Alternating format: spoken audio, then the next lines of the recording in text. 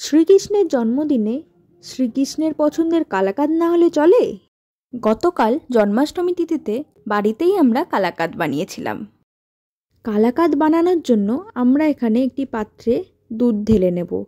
এখানে ওই 750 গ্রাম মতো আমরা দুধ নিয়েছি। অবশ্যই দুধটি ফুল ফ্যাট মিল্ক নেবেন।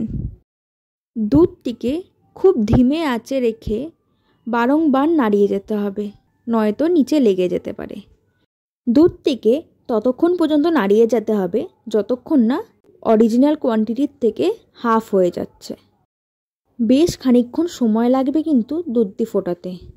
ততক্ষণ আপনারা অন্যদিকে 300 গ্রাম মতন পনির একদম গুঁড়ো করে নেবেন হাত দিয়ে। দুধটি অর্ধেক হয়ে যাওয়ার পর তার মধ্যে পনিরটাকে দিয়ে ভালো করে মিশিয়ে নেবেন। বাকি দুধটা যতক্ষণ না শুকোচ্ছে ততক্ষণ অবধি পনির আর দুধটাকে নাড়িয়ে মিক্স করে যেতে হবে।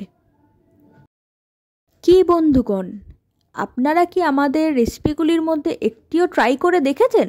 ট্রাই করলে অবশ্যই কমেন্ট বক্সে জানাবেন। আগে থেকে বেশ খানিকটা এলাচ আমরা গুঁড়ো করে রেখেছিলাম, সেটি এবার এর মধ্যে দিয়ে দিলাম। এখনও অবধি দুধটা রয়ে গেছে। যতক্ষণ না দুধটা শুকোচ্ছে ততক্ষণ নাড়িয়ে যেতে হবে।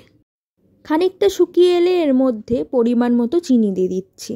চিনিটা অবশ্য করে পরে দেবেন, প্রথমের দিকে দিলে কালাকাঁদের কালারটা লালচে চলে আসবে। চিনি দেওয়ার পর কিন্তু আবারও জল বেরোবে।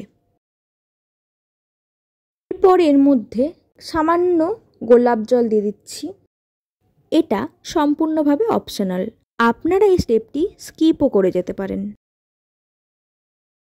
দুধটা শুকাচ্ছে যতক্ষণ, আপনারা ততক্ষণ সাবস্ক্রাইব করে দিন তো চ্যানেলটিকে। আর ওই যে লাইক বাটনটা, ওটা কিন্তু প্রেস করতে ভুলবেন না।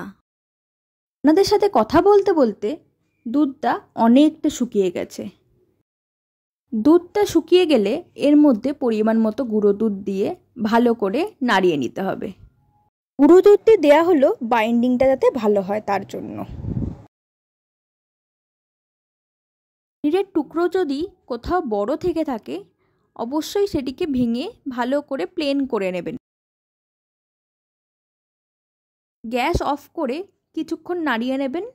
এরপর বেশ খানিকক্ষণ ঠান্ডা হওয়ার জন্য রেখে দেবেন। যে পাত্রে কালাকাঁদটাকে ঢালবেন সেখানে অবশ্যই করে ঘি মাখিয়ে নেবেন। ঘি মাখানো হয়ে গেলে আমরা কালাকাঁদের মিক্সারটিকে এখানে ঢেলে নেব। এরপর একটি স্প্যাচুলার মাধ্যমে এটিকে একদম সমান করে সেট হওয়ার জন্য ছেড়ে দেবেন।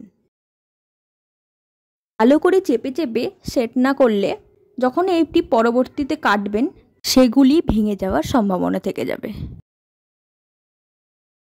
বলছিলাম যে লাইক আর সাবস্ক্রাইবটা কি করা হয়েছে? এখনও করেননি?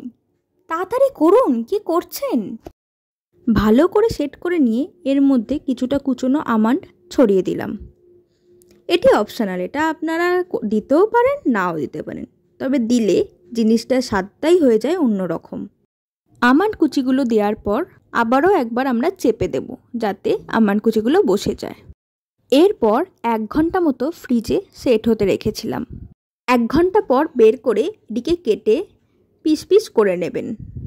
ব্যাস তৈরি হয়ে গেল নরম এবং সুস্বাদু কালাকাঁদ, তাও আবার এত কম উপকরণ দিয়ে। ভিডিও কিন্তু শেষ হয়ে গেছে, আপনারাও যান বানান জলদি।